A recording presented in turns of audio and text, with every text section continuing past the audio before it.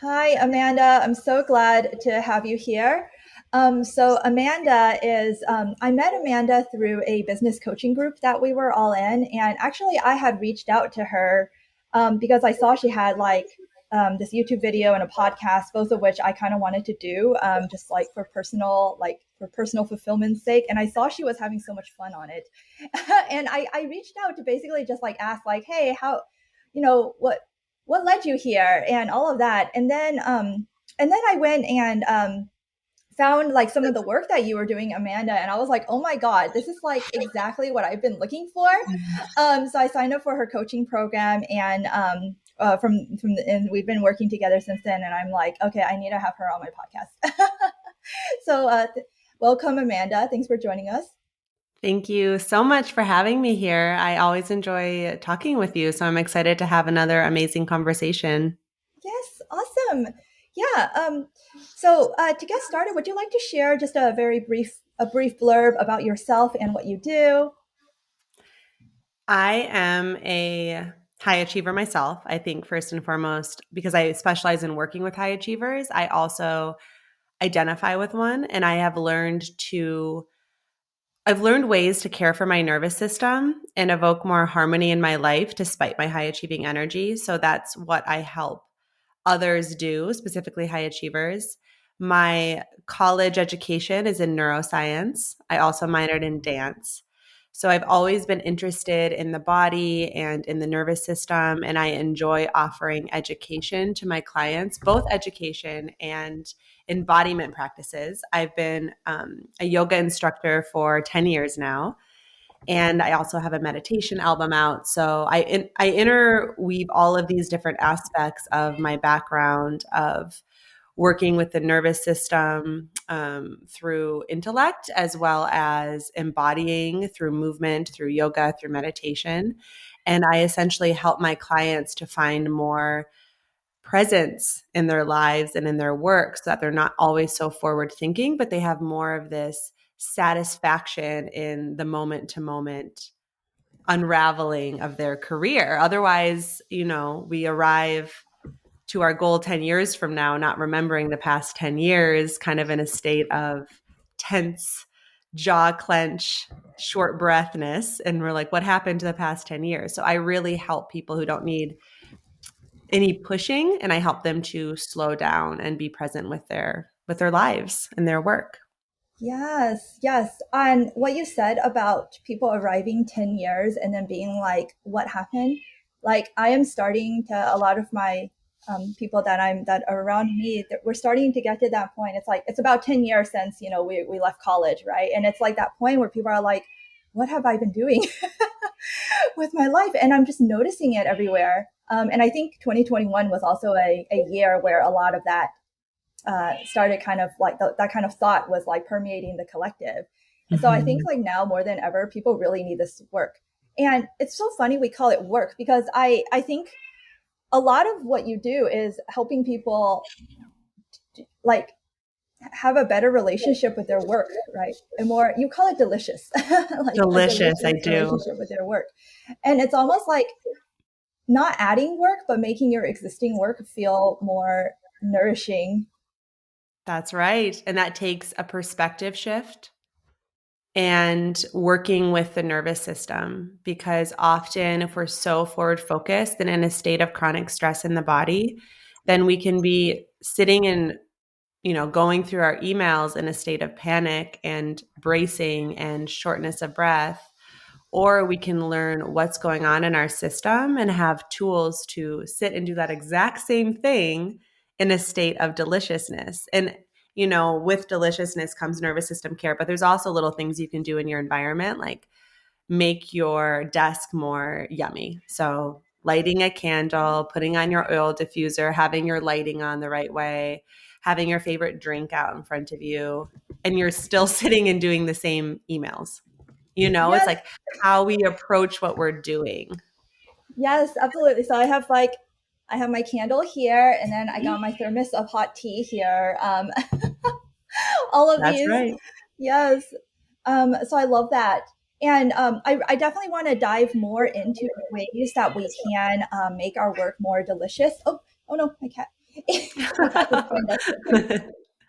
Cute. She also makes work more delicious. Yes. But I'm just so fascinated by your history, Amanda. So you mentioned that, like, I really want people to kind of get to know your story and how you get to where you are today. Mhm. Because I think a lot of people can take a look and be like, oh my God, Amanda, she's got all this stuff and it's so put together and juicy and great. And like, she probably just, maybe I should do that. Or it's like, how did she wake up one day and knew she was going to do that? And so I'm very, I want you to kind of share your story because when we first talked, that blew my mind that you did not like you actually had there was a lot of moments there was a lot of um sorry like you had to try quite a few things before you kind of stumbled on this thing that you're this like Oh, cure. It's almost so hard to describe. It's like this curation that you do for yeah. people to help Yeah. them develop a better relationship with rest, with stress, with work, and all of that. And you also mix like the science component with the embodiment component and the practices. So let's start. Like you mentioned that you went to college for neuroscience and dance. Like, what drove you to do those two? Because they seem so different on the surface. So I decided to go pre-med right away as freshman in college. And I think I was just wanting a good career that, could pay the bills. And I was kind of in cultural conditioning. And then throughout college, I switched my major. I knew I was interested in the body, but I started veering towards the brain, and I don't remember why. And at the same time, loved to dance. So I picked up my minor in dance just for the love of it without that like strategy. And people would always chuckle, like, oh, you're neuroscience and dance. Like, how does that play hand in hand? And I would always say, well, the brain moves the body. And it was so beautiful because I would spend, my afternoon in the lab learning something very intellectually. And then that evening, I would go into the dance studio. I was dancing almost every day and implement what I was learning in my body and experience it for myself. So even when I look back into my college years, I had no idea how my career would unfold. But that's quite literally the area of expertise I'm in right now with science and magic and bringing this mind based information into the experience of application into our lives and our body. And I was doing that in college. After college, I was looking at careers in neuroscience and to continue in any science field, it takes a lot of time in the lab, mostly in doing scientific studies. And I have a deep respect for scientific studies and the scientific method. I am not the person to conduct them. They just, my energy is best spent elsewhere, I think, in teaching and sharing the information. So I just couldn't envision myself, I was looking into grad school and I couldn't envision myself. I was getting tired of working with rats in the lab under fluorescent lights. Like, it's just not how my personality is best served. So I just ditched it completely. And I decided to, at the same time, I was getting involved in the art scene in the Twin Cities. And I was throwing different performing art shows at venues all over the city. So this was in my young 20s. And I eventually, long story short, started a nonprofit called Face Forward. We had 150 artists on the roster of all different disciplines, and we would, cross collaborate between disciplines and address different social issues through shows and throwing shows. And it was this really big organization. We were at festivals, again, like a lot of different venues, and I had a ton of fun doing it. We did it for 4 years. And after those 4 years, I hit a state of massive burnout. So I wasn't taking care of my body and I just got really exhausted. And I was like, I decided to take a step at that time to prioritize my health and let it go. And it was one of the hardest things. I remember I just bawled. It felt like a breakup. Like my baby that I had poured all this love into, this community, I had to, yeah, I had to let it go. I had to surrender. And then I spent some time just caring for myself. I remember I got a job as a server, for the simplicity's sake of like I could clock in, clock out, and I always have something in the back of my mind to do, like you are when you're an entrepreneur.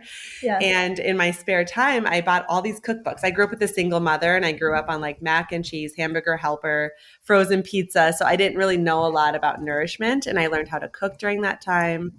I dove into my yoga practice. I slept, I rested, I learned how to take care of myself. I traveled a lot. So I would make a bunch of money serving and then I would travel different places and really fed my spirit and fed my body.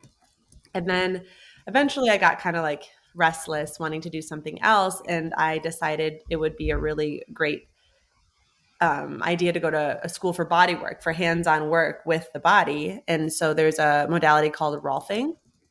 And Rolfing is hands on work with the connective tissue. And I had actually gone through, they have a recipe called the 10 series. So you go through 10 different sessions to address different patterns in the body with fascia.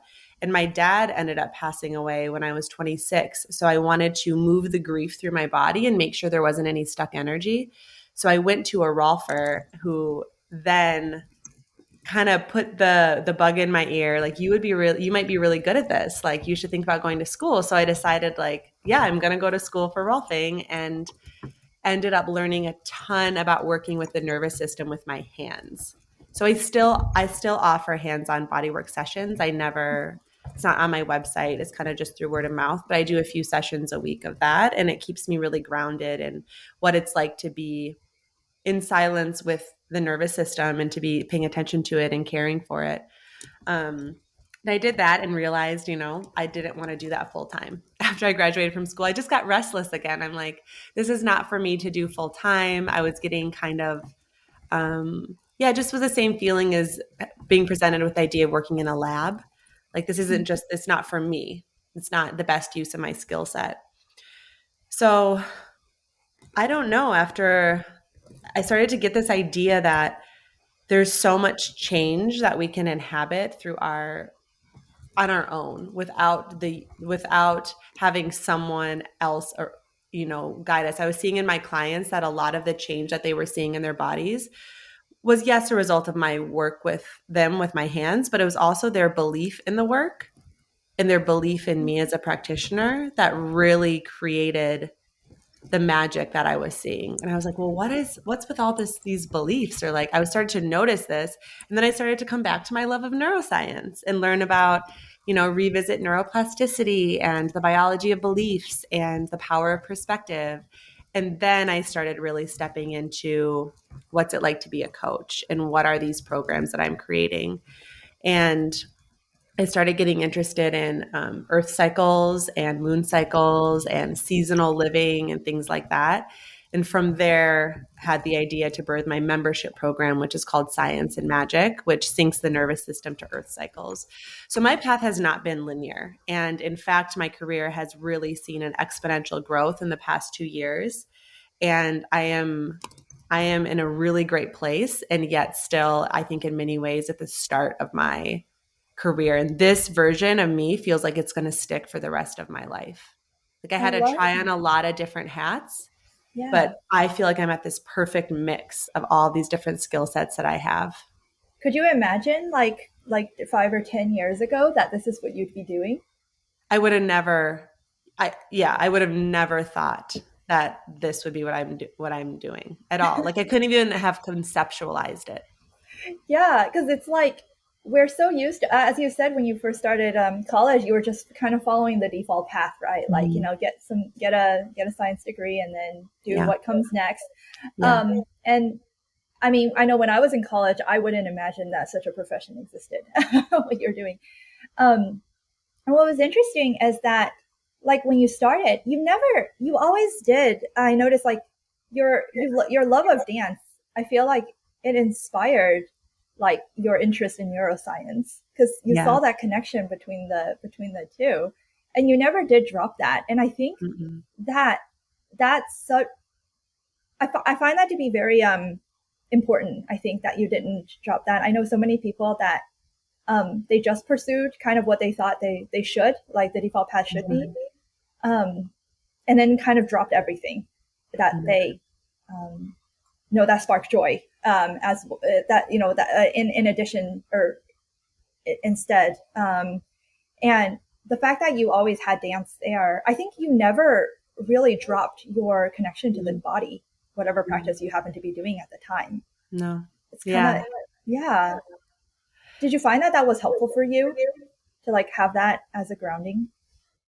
Well, my expertise lies in, I mean, there are plenty of people who give information about stress and, changing perspective and all this stuff, but really my expertise lies in implementing it into the whole body. And I have been practicing that my entire life through dance and through my yoga practice. And so, because I never stopped connecting into my body throughout all of these transformations, I feel like I can speak and share my story from a really embodied place because it wasn't something that I absorbed from a book. It's been something that I've lived. And granted, of course, not everyone's experience is going to be like mine, but I can share what my process has been through my body in a really grounded way in hopes of inspiring others to connect into their systems and their body. And that's been through dance. And I'm still dancing to this day. I just went to Yeah. a dance class last night. Like I still dance because that is my way to source information. And that's what I share with my clients to do. Yeah. So how could I be sharing it with my clients if I'm not doing it myself? Yeah, I love that. I mean, I've always heard the phrase wisdom in the body, and I never fully understood it until recently when I realized that there was a disconnect between what happened from the neck up within me and what was going on from the neck down. And I was like, "Oh my God, there's a disconnect happening here." There's Yeah. um this is something I shared with you when we early on when we met, and which is how like I've done a lot of inner work, like the brain stuff. And but there's like a parts of me, like I got stuck at a certain point where I couldn't go deeper. Yeah. I couldn't access certain information that I felt like I had, but it was like my brain locked it away. And Mhm. I come to believe now that it's because the information was held in my body. That's why I couldn't get it from just Mhm. digging through my brain alone. Have you Yeah. experienced that, or experienced, clients having that? I think we're in a head centered society. I mean, even when I say I study neuroscience, what probably pops into people's minds is the brain. But really, the nervous system through the spinal cord, and the spinal cord, all these neural pathways weave out, innervating muscles and bones and skin and organs. So when I think nervous system, I think body. I don't think just the brain. And when we only have access to the neural pathways in the brain, then we miss the incredible connectivity of the whole body. And I find that my life gets better when, for example, I connect into the nerve cells in the heart and even the nerve cells in the gut. There's millions of neurons in the gut alone, and that's what we would call instinct. And there's incredible intelligence there. And in the heart, there's, 40,000 neurons. And that is a very potent place that can sense information and lead us. So when I connect into my heart, I find that I make decisions in a different way than I would with my head and my brain. And I think it's our belief and our reverence of just the brain that might lock us up from, like, a lot of people don't even know that they have access to intelligence in the body because we're not taught that. Right. And not to mention there's, there's traumas that can be stored in the body. So it can be a advantage, or how would I say it, a protection mechanism for us to kind of lock away from the body. So for some folks, it might not feel safe to go into the body. And in that case, I would suggest working with a therapist or a somatic experience practitioner. But I do think, it's important to mention that, like, if it feels unsafe or unsettling in a way that's beyond your capacity to be in your body, then seek out support. And if you feel curious to go into the body, just drop the attention down there and see what's there for you, and try to think beyond logic and reason. See what comes up sensation wise, or little images or pictures or memories or colors, and just be open to the language of the body. Yes, I love that. So you've mentioned like to do that, drop in to the body and Mhm. then see what comes up. Is that kind of the gist of how that works? And I Yeah. ask this as like from a very basic perspective because Mhm. even just a few months ago, even just a few weeks ago, I would say I had no idea I what like listening to your body really meant. Yeah. Yeah. there's practices that can be done to foster relationships. So, like you would foster a relationship with a friend by spending quality time with them, by talking on the phone, by having experiences with them, setting up time to be with the body is a way to start building a relationship and understanding the language. You could, in this moment, just kind of close your eyes and drop your attention into your heart, but without having spent the time understanding that language, spending time with it, then it might feel like, well, what am I listening for? I don't hear anything. Like, what do you mean? And Yeah. so this is where having a program or having a practice, and this looks different for every single person. So some people really resonate with yoga. Others don't. Others prefer to maybe do dancing or to run or to exercise. But it's spending time not doing something because you should be doing it, like doing an exercise because you should be doing it or doing yoga because you should be doing it, but being like, I want to spend time with my body and bring my consciousness, my presence into it as I'm doing it. And then you start to build a sensitivity to your system. And that's when the listening can happen. That's when you can say, you're trying to make a big decision. You can drop your attention into your heart and be like, okay, heart, we know each other. What would you have me do? What would you have me say right now? In what way would you have me go, and opening yourself up to that? But I think considering what it's like to build a relationship with my body is a good way to start. Uh, I love that. And I love what you said about treating it like you would treat a friend, like you would Yeah. get to know a friend, Yes. rather than get something done. like I think we Yes. talked about, rather than treating our bodies like tools that are meant to Mhm. be perfected so that it can achieve something. Yeah. Like, what? Try getting to know it and then spend time with it. Yes. And and then I think you mentioned then you build sensitivity to your system, and that's when the listening Mhm. can happen. And I know from I don't know what other people's experience have been, but from just like the few weeks that I've worked with you, like I had to schedule time to do the body work. Otherwise, I won't do it, or otherwise or I might do it, but my attention would be actually split on something else. I'm like, no, this is me and my body time, and I in fact did think about it like I was having a lunch date with a friend. I'm like, I have to think about it that way. But that perspective shift actually changed. Like I didn't need. It was like I didn't like I spent so much time trying to figure out what does it mean to listen to my body. But as soon as I Mhm. changed my perspective of thinking of my body as a person I want to get to know, Yeah. it kind of revealed itself to me what that meant. I think when you said build sensitivity, like when I make a decision from my brain, it feels differently than when I make a decision from my heart. Mhm. Um, and it's something that it's so funny because I can't explain it to other people. Just like I was so frustrated when other people couldn't explain it to me, but like I can't explain it. But it's just the body sensations feel differently if you like put your hand on your heart, or if I put my hand on my heart and like, okay, what do you want? Yeah, what does my heart want? And then the yes, it could even the yes or no decision or whatever. It's just like there's just a different sensation, and it feels like it's coming from the heart. Do you get that? Yeah, making decisions with the brain can be similar to like having a brainstorming session where you make a Venn diagram, you write the pros and cons, Yes. you do the overlaps. Do you get Mhm. that feeling is a very intellectual, fact based, logical sort of processing? Yeah. And then there's the intuition and the instinct where it's like you just know. And that comes from the body, from the gut, from the heart.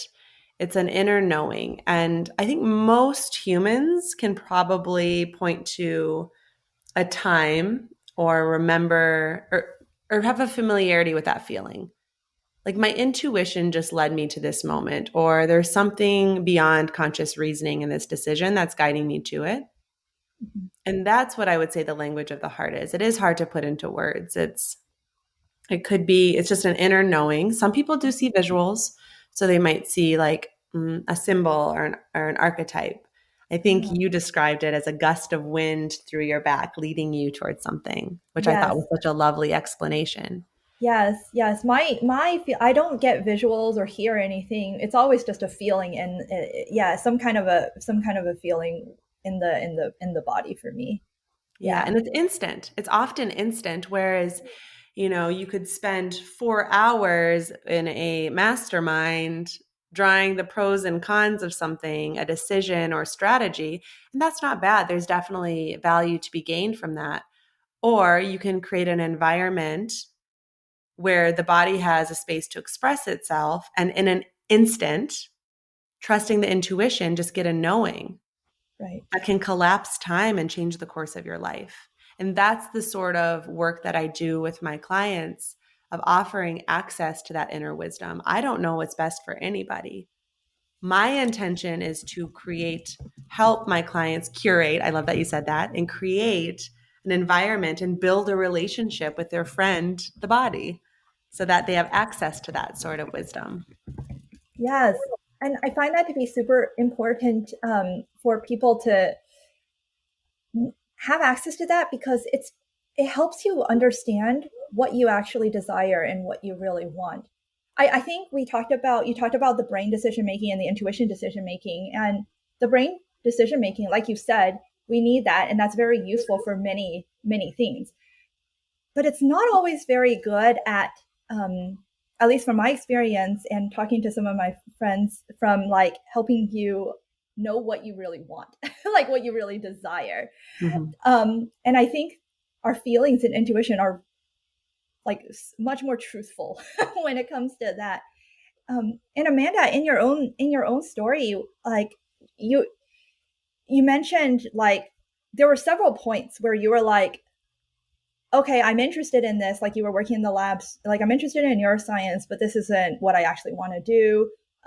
Or when you were doing the Rolfing work, and you were helping people, and it seemed like you were interested in that and did enjoy it. But then there was like a part of you that's like, but this isn't really what I want to do either.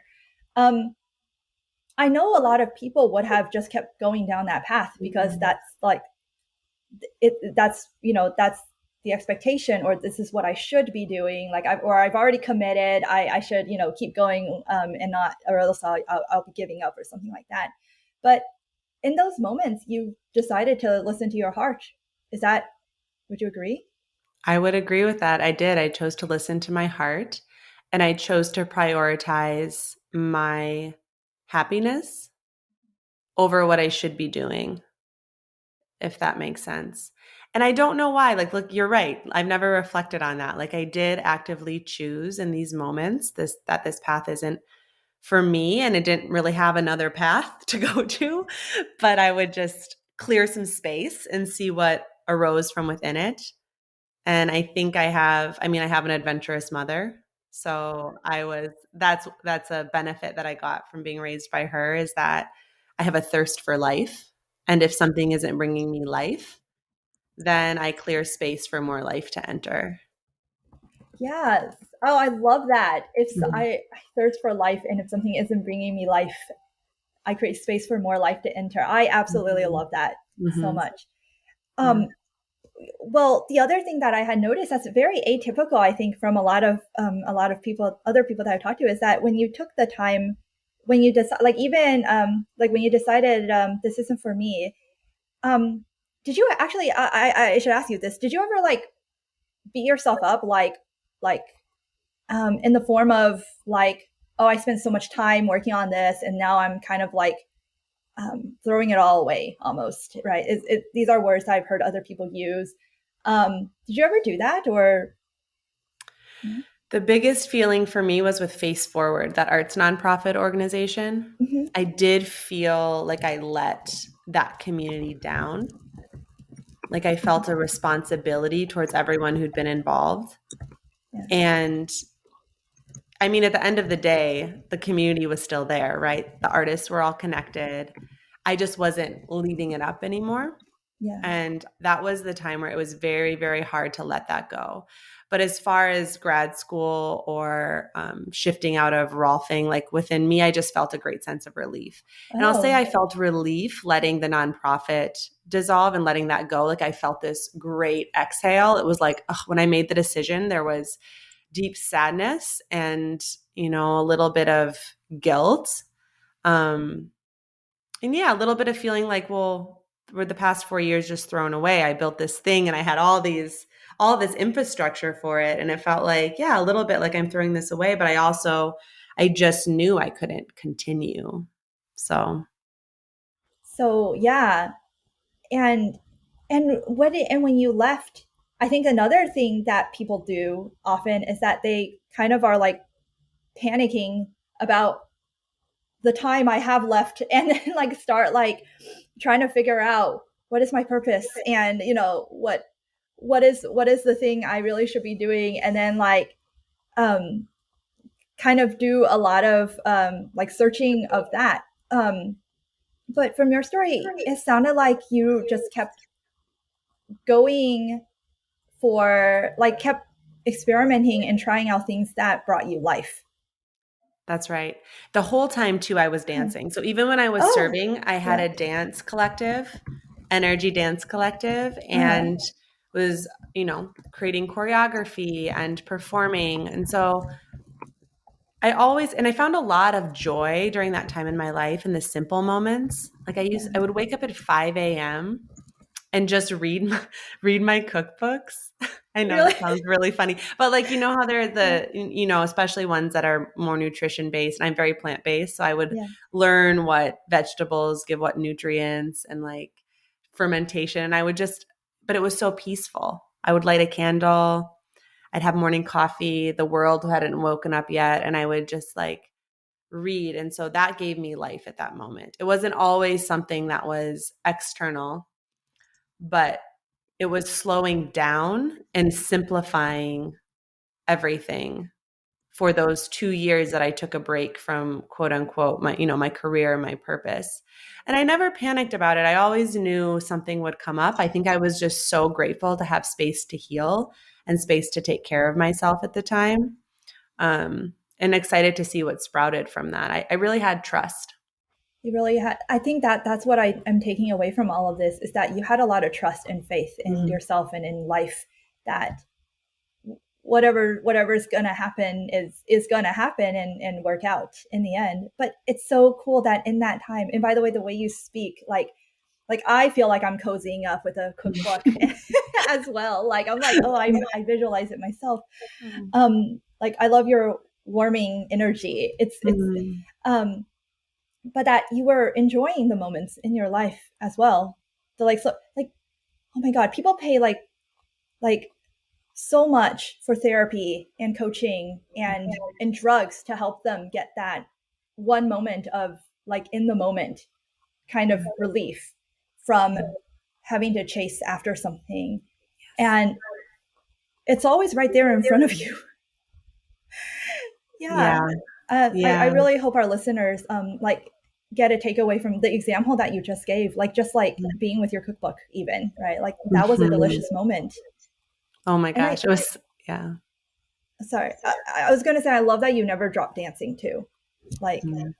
um, and what was interesting is that all of that brought you back to neuro, like all these things that you had kind of dropped and let go. It's like they were always there with you, and now they're still with you, right? It kept being brought back to you, like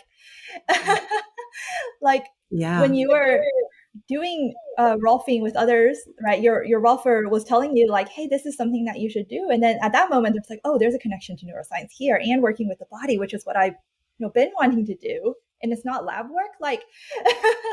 And then like after that, right, like as you discovered more about earth circles and all of that, and when you found your clients, and you realize that, oh, it's a belief system that's really like a game changer for them, Mhm. all of that connected back to neuroscience and body work, and everything just aligned. I find that to be super fascinating, that it just, you just kept living life and then everything aligned for you. Yes, it did. It would swirl back to me. And that's the thing. If we follow what brings us life, if we follow those breadcrumbs and notice what we're, genuinely interested in, things will unfold in a magical way.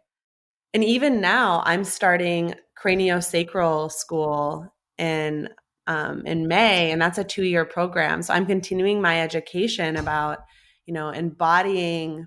And it's not because I necessarily want to. Of course, I'll offer a little bit of sessions, but I'm not going necessarily to do that work. Well, for sure, not full time.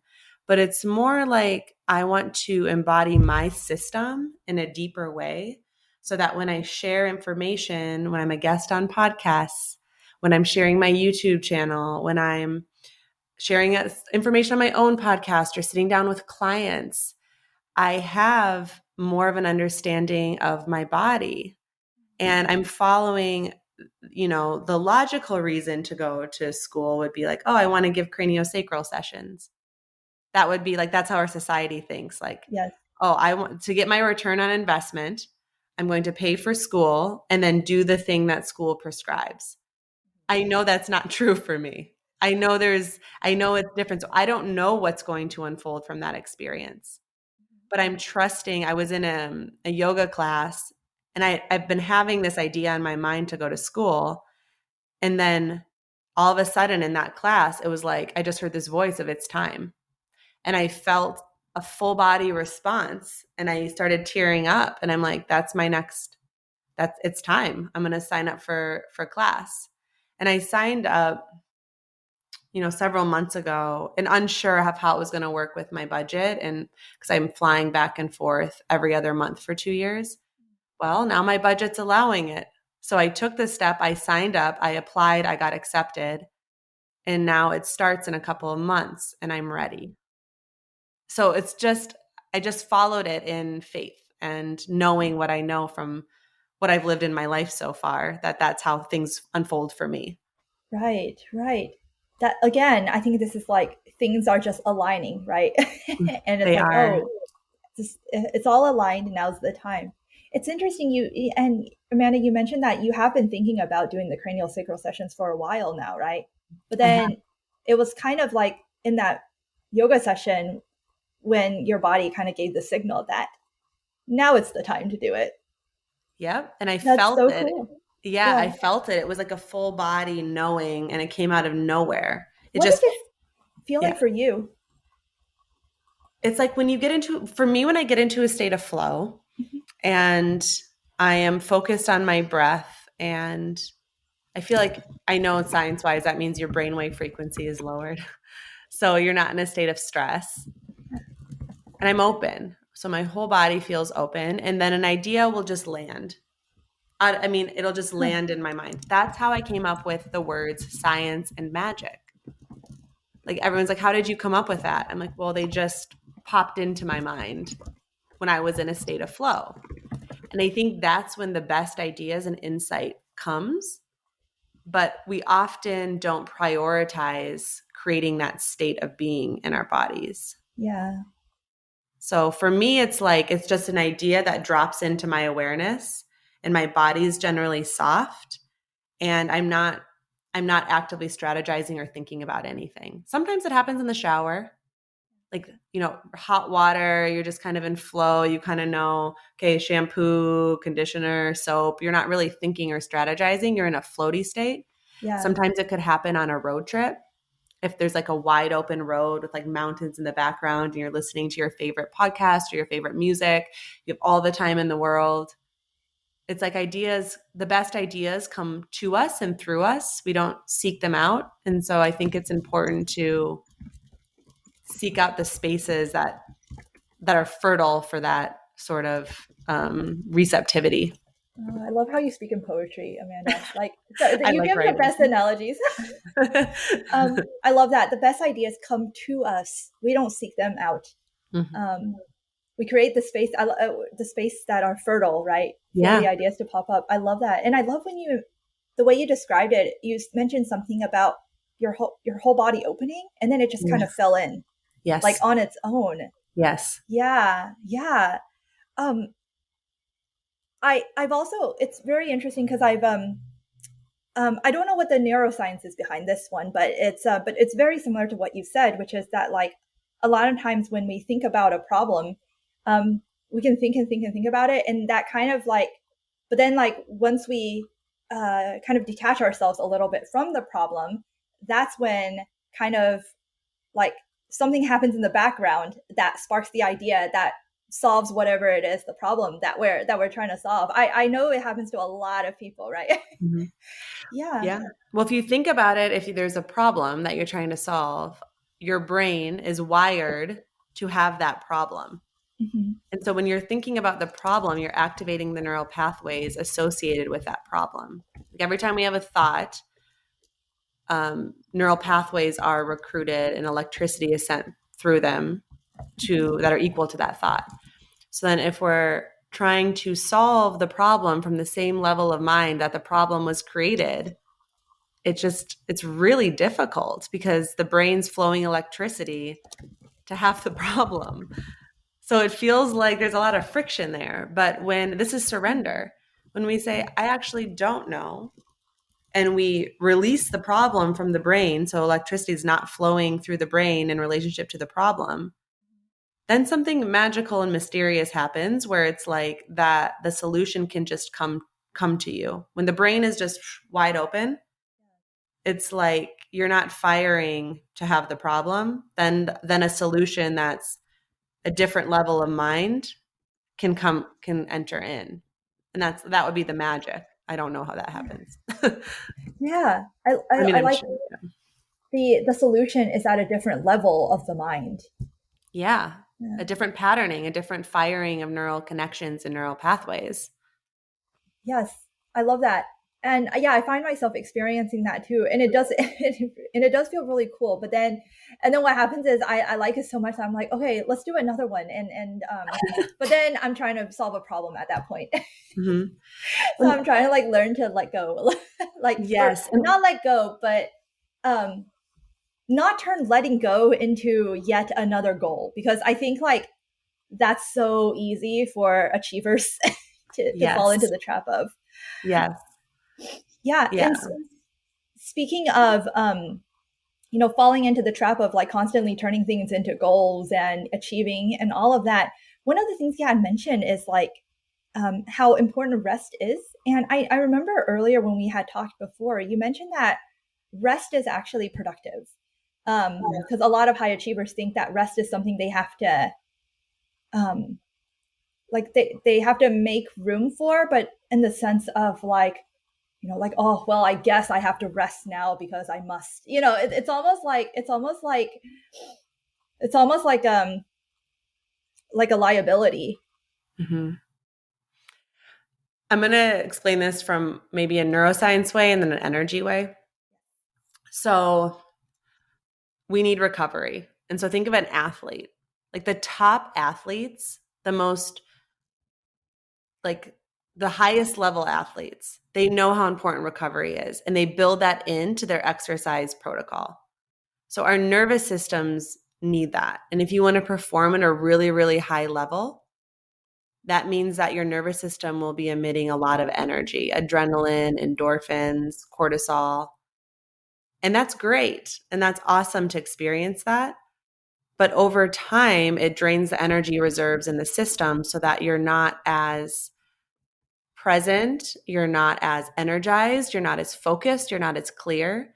So when you rest, you're filling up your energy reserves to be able to approach your beloved work with greater clarity and actually be more productive. The body has self-balancing mechanisms. So on its own, it can find, homeostasis is what it's referred to in neuroscience. On its own, it will, digest food. We don't think about digesting food. On its own, our internal body temperature is regulated. On its own, for most blood sugar is regulated. And when we set aside time to rest, then the body's mechanisms can kick on to help us recover and rejuvenate, replenish our energy store so that when we come back to our work, we're more filled up. And the second way, energy wise, sometimes entrepreneurs or career people or high achievers kind of act like a smothering parent to their work. And if you think of this, like the image of a flower is coming to my mind. Like if you plant a seed, the flower is going to grow with water, with sunlight, and with nutrients, and if it's put in the right soil. But sometimes I feel like the way that high achievers approach work is they like dig their fingers into the soil and try to pull the stem up, which will eventually like make the flower not grow. And so if we approach our work like it's its own living entity, it's its own life form, it's got its own consciousness, and that it we can release the grip a little bit, but we tend to it through watering, through making sure it's in the right environment, that it has sunlight, that it's planted in the right soil. Then we're not going to smother our creation, and we're not Right. going to burn ourselves out. Right. Again, I love that the treating what you said, treating your work like a conscious entity. Mm-hmm. It reminds me of when we were talking about treating your body like that friend that you're getting to know. Yeah. It's not a tool, like just a dead tool for you to use.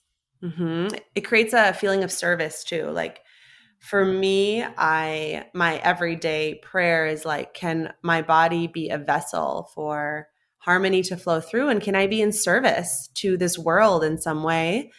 And I see my work as something that I'm tending to.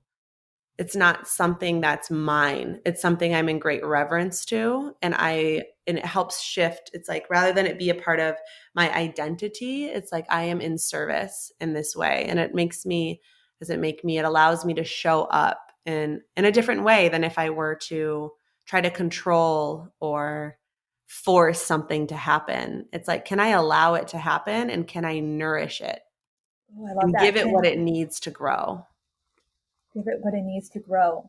I love that. Can I allow it to Mhm. happen? Yeah, Rather than it's so interesting because when you say it that way, I get the sense that like things want to happen for you if you just allow it. they It's do. actually super interesting, and maybe this happens in your when you work with people on their beliefs too. But something I've noticed a lot is that um, I will work really hard to get something or change somebody's mind or something, but then when I shift my beliefs, they things work out for me. A lot of times this happens, and sometimes I'm like, am I just not seeing reality? Like, has it always been like this? And I just suddenly shifted my beliefs and now see a different reality. And it's so weird when that happens, but it's also really cool. And it's like the allowing of something to happen rather than forcing something to happen. Mhm. Yeah. Yeah. If you think about beliefs as like all of our brains are wired in different ways, and we have trillions of neural connections. I mean, if you think about that, we have a galaxy in our brain. And so we could look at the same tree and have completely different experiences based off of the wiring of our brain. And the way that that looks in the brain is the patterns that electricity flows through in relationship to what we're seeing and processing. So our beliefs have a wild effect on how we're seeing the world, and yes, how we're experiencing reality. So when we shift the flow of energy and electricity in our brain, when we shift our beliefs, then we are going to see the world in a different way. And this is wonderful because there's a lot of opportunity in this. There's a lot of, empowerment. Like we can, but it's not there are it's not always easy just to shift your beliefs. I mean, there's a nuance to this, like having guidance. There's ways we can do it. It's not always easy. So this is where some of that, you just shift your beliefs, and then people can start to feel really bad. Like, well, I'm trying, Yeah. but it is possible. And it does influence the way that we not only see the world, but then behave in relationship to the world, navigate through the world, and the way people respond to us and our energy. Yes. Yes. And this leads me to my next question, which is, can you talk more about the name science and magic? Because everything you've talked about, it it's like there's science behind it, but it feels so magical when it comes when it comes out through you. Mhm. And you mentioned that the name came to you when you were doing a yoga session, and like, what, how does the, yeah, what is the meaning of the name for you and the work you do? Well, I'm both science and magic. Like, I love learning about the brain and the body. And like I said, have a deep reverence for the scientific method and for science research and facts and evidence and all of that stuff. And yet, I've always been very spiritual, and I believe in the unseen realm. I believe in mystery. I think it'd be silly for us to say that we know everything. We have barely scratched the surface as humans. especially, I mean, I remember that in my neuroscience classes that we are just in like the very beginnings of understanding the brain and the nervous system. And there's so much we don't know. So the magic is in the I don't know. It's allowing ourselves to say, like, yeah, I don't know. And I'm not scared to say I don't know. Like sometimes I'll be working with someone and they ask me something and I'm like, yeah, I don't know. Like maybe like let me look it up, or like even if there's not an answer to look it up, I still don't know. I think it's powerful to say that. And then there's this other part of me with magic too that really likes to dive into and have a reverence for the earth. I think in many ways we have lost our flow. I mean, we are earth, right? So we can't ever lose it, but we've lost a conscious connection to it and its rhythms and its seasons. And I enjoy understanding different ways to live seasonally and I'm intrigued with understanding the cosmos and moon cycles and how that influences our systems and our bodies. I love studying. My paternal lineage is from Ireland, so I love studying, pre-Celtic civilization in Ireland and the reverence that earth-centered populations and civilizations had for the environment. And all of that's magical. I mean, it's awe. It's like it's incredible to ponder and dive into different theories about things that aren't factually based. Yeah. Yes, I love that, Amanda. Mhm. And you really spoke a lot to me as well. I think one of the reasons why I was so attracted to your work was because I have a very like sciencey background, and everything needs to be proven or whatever. And but there's always a part of me that I now come to accept that is also spiritual. And I Mhm. realize that part of me is the childlike wonder part of Lucy, Yes. and that's been shut away for so long. Like the Yes. part that's like okay with the I don't know. As a matter of fact, loves the I don't know. That's right. Loves But it. I Yeah. think without the I don't know, it's hard. If I didn't accept the I don't know, I would have kept trying to like figure out problems and not realize that, oh, there's this whole body wisdom thing happening here, Yeah. right? Yeah. Um, and all this stuff, like what you said about yeah, the accepting the I don't know, and then you mentioned like earth cycles, and also diving into like the cultures and traditions and stories of your heritage, like all of those things. I'm just kind of dipping my toe into all of that. Like what I find is that when I don't really know much about earth cycles or moon cycles, but seasonal living is something that I'm kind of dipping my toes into. And actually, I am kind of like dipping my toes into the whole earth cycles thing as well, just because I'm kind of just fascinated by what is the lore behind it and all of that. And what I find is that I don't need to believe everything I'm reading in order to get something out of it. Like it's yeah, it's like reading poetry. Like it's like sometimes you don't Yes. need to understand exactly what they're trying to say, but you still take a meaning out of it, and it's different for each person. That's right. Yeah. Oh Based my off god, of I how our brains are wired, it's like we yeah, all have different backgrounds and experiences and ways that the world has lived through us, that we've related to the world. So we're yes, going to relate to different philosophies and sharings and teachings in different ways. And I just don't understand. I mean, it could be the Aquarius in me, but trying to convince anyone of anything to me is just not respectful to the unique wiring of someone's brain and of their experience. Like yeah. I love hearing different perspectives, and it takes nothing away from mine. You I know, love we yeah. don't need to convince anyone of anything and just create this wide open container of like, what's your experience? Tell me more.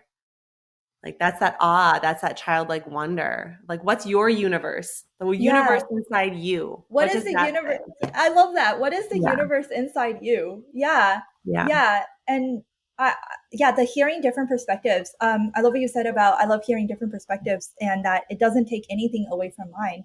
It's Mm-mm. just this constant kind of getting to know, like the way we've been talking about it, it's like getting to know your body, getting to know your, um, your work as like another conscious being, but then like getting to know different perspectives. And it doesn't say anything about you necessarily. Exactly. It's just us getting to know ourselves through those perspectives and then giving someone the gift of witnessing theirs, of hearing them, of opening up to their experience and the way that they're seeing things. And I love what you said about I don't have to believe something to take something away from it. Like it like that like wrong or right or like Yeah. yeah that 100% that binary like that yeah full buy-in or no buy-in at all. Like letting ourselves glide on that spectrum is very much within the realm of the work I like to offer the world. I see the world in spectrums Yeah. and prisms and scales. Like it is not this or that for me.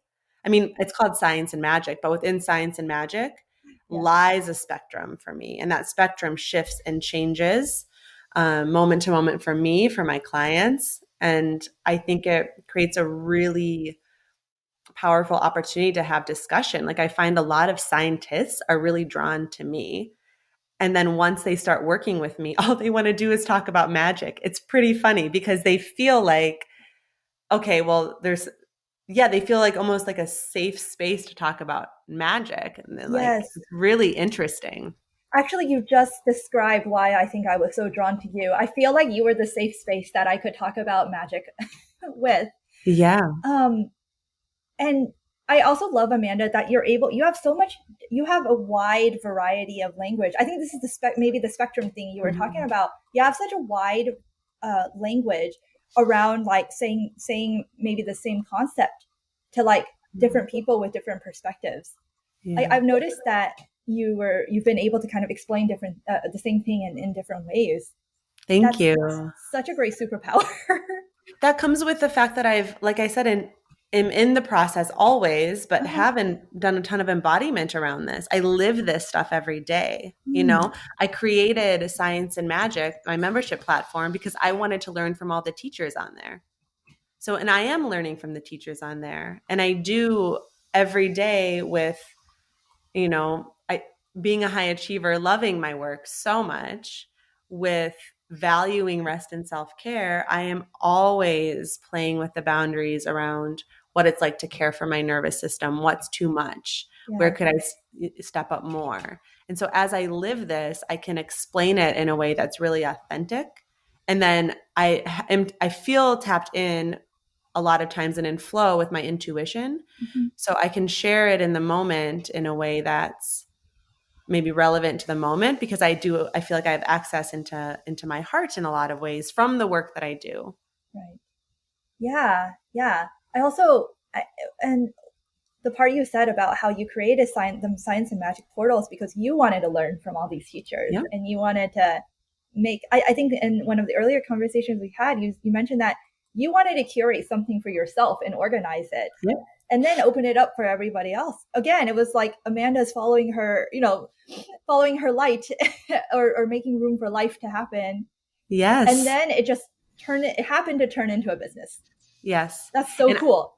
and I launched the Science and Magic membership platform in October of 2019, Mm-hmm. just months before the pandemic hit and Mm-hmm. everything went virtual. Right, right. So even that, I mean, that's a wild synchronicity. I had Yeah. infrastructure in place for when the outside world shut down, I Mm-hmm. could hold an influx of members because I already had that.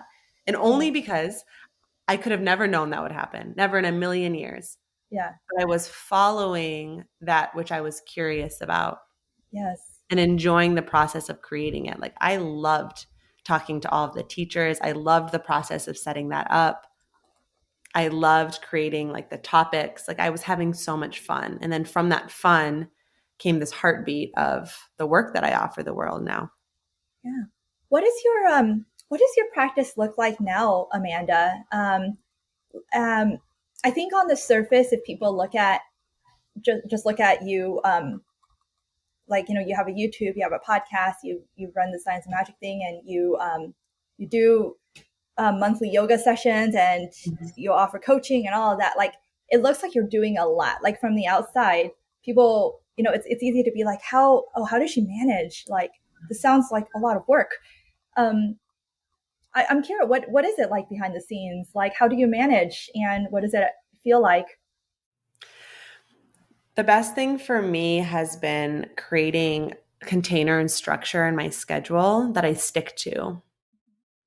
So I know that my Mondays and Tuesdays are more full.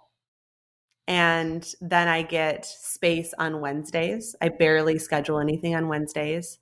So I know I have this space to just be and to be creative and to recover if I need to. And then Fridays, I don't work. And Thursdays are kind of a wild card. And then weekends, I do not work. Like that to me is for fun, it's for play, it's for resting, it's for chores. Yeah. It's like it's for me. And knowing that I have this container that I set up, then work has to flow into that container. Mm. I also don't schedule anything before 10 a.m. Yeah. So I have, in mornings, I like to wake up pretty early and I have a daily ritual. I love morning coffee and I do a prayer journal. So I, pray every morning and spend time in spirit. And I have a nighttime ritual that I do. Mhm. So that would be like doing a meditation, bedtime meditation in bed as I'm falling asleep, laying on my biomat, which is like an infrared heating pad with amethyst crystals in it. Ooh. And I usually do like an oil massage all over my body and then go into a hot shower. So I have this like rhythm in my life, this structure, this container that can hold the creative process. And as my business continues to grow, there's plenty of things on my list that are not getting done.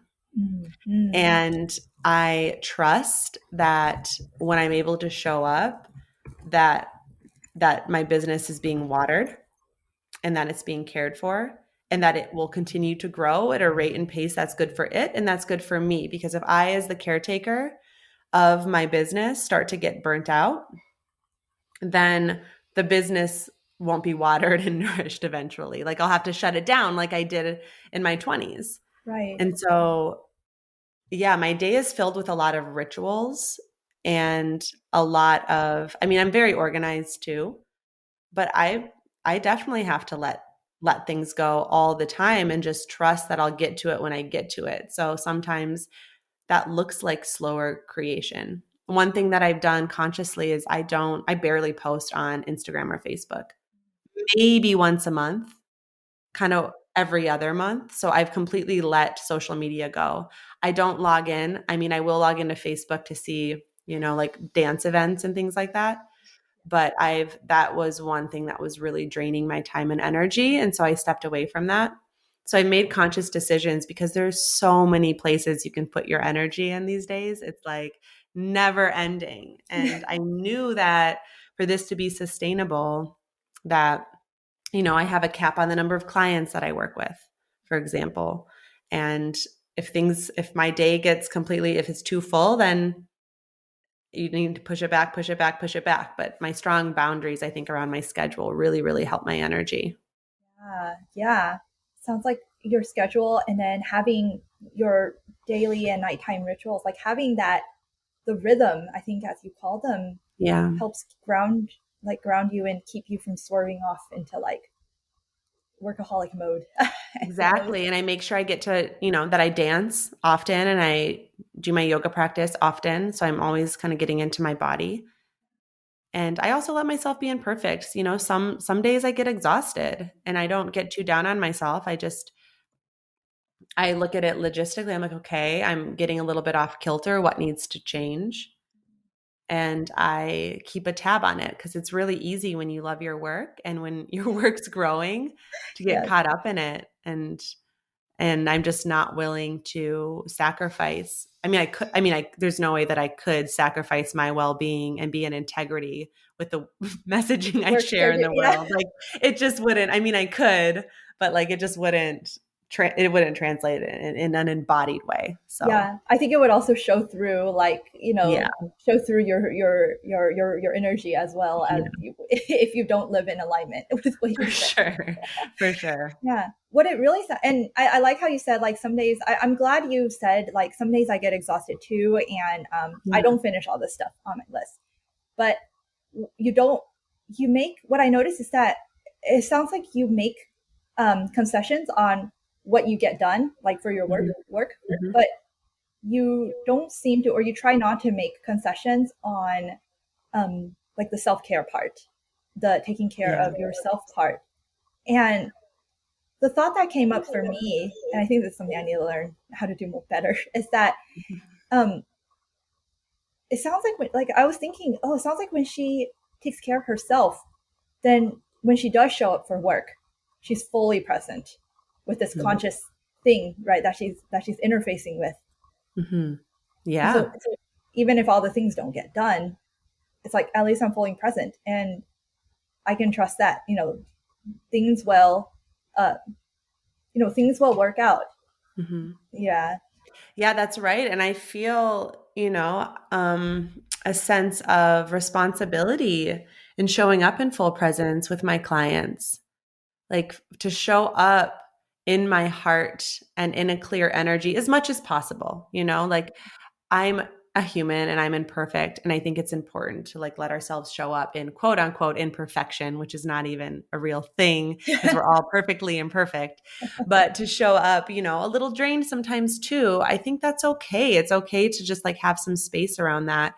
And I think one thing I forgot to mention is in this prayer ritual that I have, one thing I do is I pray to, a greater power of harmony to infuse every aspect of my business. That is a really big ritual that I do. And I actually, in that way, pray for my clients as well, that harmony infuse their lives and their work and that they be open to transformation. I do the same for my membership program, for my YouTube channel, for my podcast. And I really spend this time in the morning just lifting up this work that's flowing through me to something that's greater and ask, how can I be of service in the best way? And that puts me in a mindset that allows me to flow and not grasp and try to control my to-do list and control my schedule throughout the day and worry if things don't get done because I really trust that something greater is reaching and taking caretaking for them alongside me. I love that. I love that.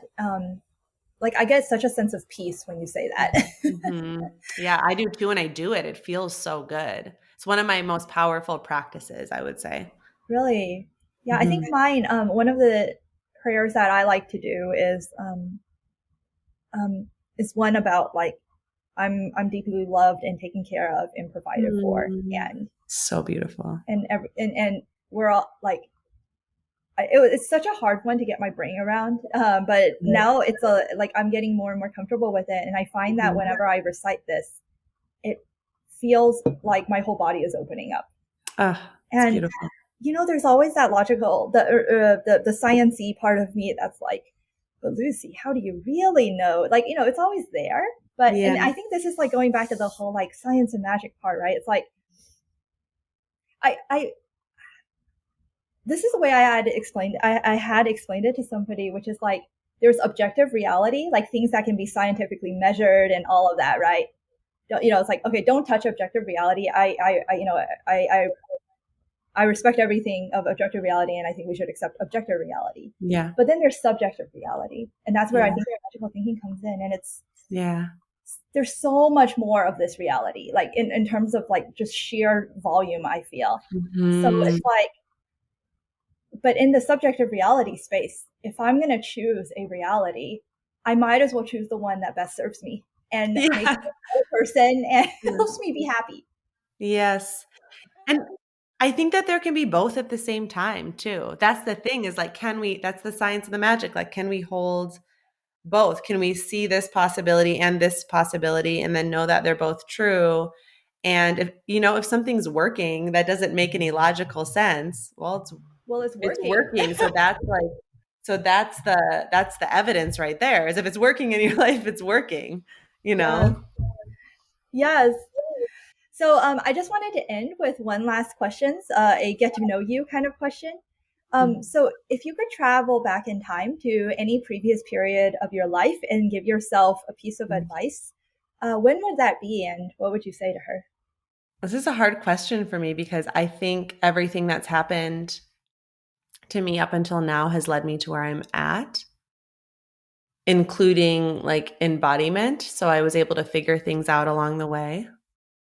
And I don't know that I would want to have advice to change anything because I think my experiences, although they haven't all been easy, they've led me to where I am right now. And I love where I am right now. And yeah, I don't think I would give myself advice. I would just maybe send myself some heart energy, some warm energy from the unseen realm, some nourishment Oh, and some feelings of love and just send her on her way, figuring out her advice as it arises. oh my God, I love that. Just send love, like you're doing Mhm. fine. It Exactly. gets to work out. I love that. And I know that that you shared on your channel recently that you yourself have went through a difficult situation. And Yeah. what was so inspiring to me was that you you kept practicing like what you preached. Like you didn't try to push. Mhm. You stayed there with yourself. You let yourself cry Mhm. when you needed to, Yeah. and you have to continue to have this belief that it's working out. It's Mhm. still working out for me even when I'm in this situation. And I'm not surprised at all that that was your answer actually to that question. Yeah. Yep. Yeah. I think I just let like every single experience that I have in my life, I consider to be sacred. And I approach it as sacred. Even the things that aren't fun, that are Yeah. really challenging, it's a part of for me being human and being here and getting to experience the full spectrum of emotions. Love that. Love that. Well, Mhm. thank you so much, Amanda. How can our viewers find you? My website will have links to everything, to my podcast. I have a text list. So I send out kind words and sweet quotes through a text list, like once a week or once every other week. So that will be on my website at the very bottom. If you have Insight Timer, I have meditations uploaded on the meditation app Insight Timer. And I think those would be the best ways to connect with me is through my podcast or through my text list or through Insight Timer. Oh, my Awesome. YouTube channel, Oh, that's too. If right. you're into And then YouTube. Yeah. yes, so that'll be Science and Magic on podcast and YouTube channel and Yep. amandalebec.com and Yep. Amanda Lebec on Insight Timer. And I will include all the links in the show notes below. Awesome. Thank you so much for having me, Lucy. You're such an amazing host. Thank you so much. You're very, very welcome. Have a great rest of the day, Amanda. You too. Bye.